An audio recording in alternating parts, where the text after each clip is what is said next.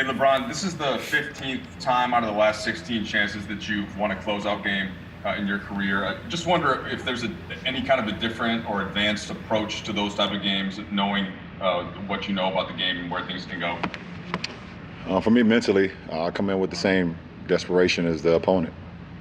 I understand that, in a closeout game, the team that's down is going to play very desperate, and they're going to play to their best ability. And if you allow that to happen throughout the course of a 48-minute game, they will extend the series. Not saying I'm always successful on closing out the series, but that's my mindset. My mindset is to be just as desperate as my opponent when I approach the game, when I'm out there on the floor, and then live with the results.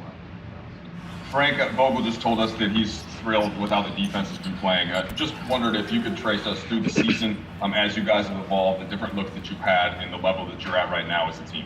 Well, from day one, Coach Vogel and the coaching staff said that we need to be the best defensive team in the league, and we took that to heart. And we had some good months. We had some great months. We had a couple weeks where we were not that good defensively, but we're hitting our stride at the right time, and that's in the postseason. I think for us, we continue to get better and better throughout this postseason run so far, and we want to continue that going into the next round.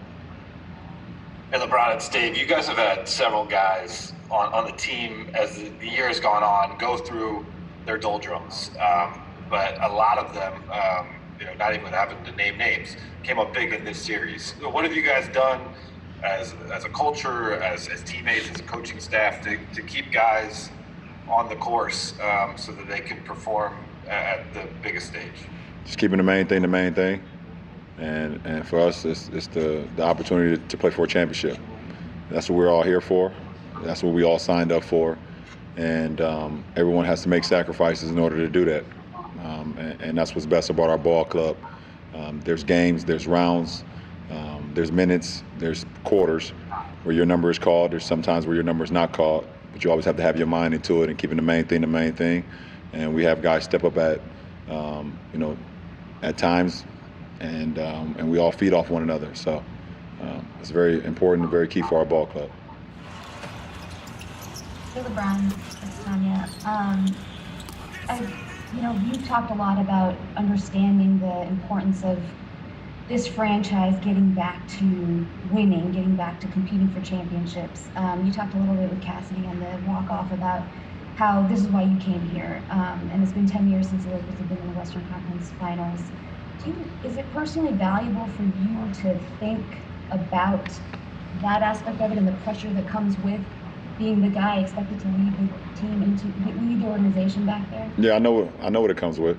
I know what my name and my stature and what I've done in this league comes with whenever I decide to join a franchise. Either if it's starting up my first 7 years with Cleveland, my 4 years in Miami, going back to Cleveland 4 more years, and then coming into this franchise. I know what my name comes with, and it comes with winning. And I take that responsibility to the utmost than anything, because I am a winner, and I've always been a winner from the first time I ever played organized basketball. I was taught the game the right way from my Little League coaches. They taught me how to play the game, play for my teammates. It's never about you, and the true definition of there's no I in team. And I was able to win doing that and just learning the game from 9 years old all the way until I became a professional at 18. So, and I've won at every level, so it's always kind of worked for me. And so I understand what comes with that. I understand, the Laker faithful and what they felt, or maybe we're going through over the, I would say the last decade of not being in the postseason, not competing for championships, and whatever the case may be. And I took that responsibility as well. So I'm happy I'm able to do, a little bit of part of it, and the rest of my ball club and the coaching staff and everybody that's put the sacrifice in trying to get us back, getting this franchise back to compete for a championship, which we've done all year. Hey, LeBron, it's Bill. You guys were, right before the shutdown, probably playing your best basketball of the regular season, and then obviously 4 months off. And there was a lot of talk about what it would take for you guys to get back to that level you were at on March 8th. Do you feel like you have surpassed where you guys were kind of at that peak in the regular season? And what has been the key to, in this totally unique environment, getting there? I don't know if we surpassed it. But I just believe right now we're playing good ball. I mean, it's so hard to think back to where we were. There's been so many seasons wrapped in one. This has been obviously the longest season of my career, and probably the longest season for you guys as well. Obviously with the shutdown, the pandemic, and everything that's been going on, it's been a long year. So we're just playing good ball at the right time, and we want to continue that. And being in the bubble, all we have is each other. Obviously, our families got here within the last week or so, but we've been together for almost we were together for 2 straight months, and just having that bunker mentality, seeing each other, practices and meetings and buses to practice and games. It's just been us, So it's given us an opportunity to even grow even closer than we already were. Kyle Goon. LeBron, sort of taking back to after game 1, you were preparing for game 2. You guys came out defensively, looked so different and so crisp. What, in your opinion, in that day in between was the turning point that allowed you guys to put out that effort? Well, we learned from our mistakes in game 1. Game 1 is a fill-out game, and we learned from our mistakes in that film session that we had that following day after that loss. And then we had another film session on game day in that morning and had a walkthrough and was able to clean up some things. And we were better. And that's what you want to do. You want to continue to grow throughout a series, put yourself in winning positions as much as you can throughout 48 minutes. And that was the byproduct of it. And just as a follow-up, is that, in your experience, a characteristic of a championship team? There's a lot that goes to being a championship caliber team, but I think the sacrifice that guys have to make throughout a playoff run, the commitment that you have to make, and this is both on and off the floor, and it's just have to be locked in, being locked in on the job and the task at hand, and going out and just playing. We've been doing that so far in this postseason. Anybody else on the side? Jeff, did you have one? LeBron, a little bit of follow-up on Bill's question. You said you were peaking defensively at the right time. It's one thing to peak when you're playing late March, April, May, and having a full season. With that layoff, defense is so much harder. What's allowed you guys to do that? How difficult has it been to catch up defensively? I think the best thing about our ball club is that we're able to take film sessions and visualize us being on the floor. With the every other day schedule here, before you were able to close out a series, you don't have much time to actually be on the floor and actually be, on your feet and things of that nature, because coach want to keep us off our legs as much as possible. So we do a great job of able to breaking down the film with our minds and being able to visualize of what can happen when the game starts. And I think that's just great growth mindset for such a young group that's been together. I don't mean in age, but this is on our 10th game in the postseason as a group. That's definitely been a big part.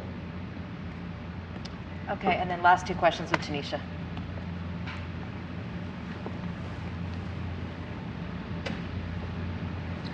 Hi, LeBron. Second quarter, the Rockets cut the lead to 7 points. You guys went into that timeout. You come out, hit that corner 3.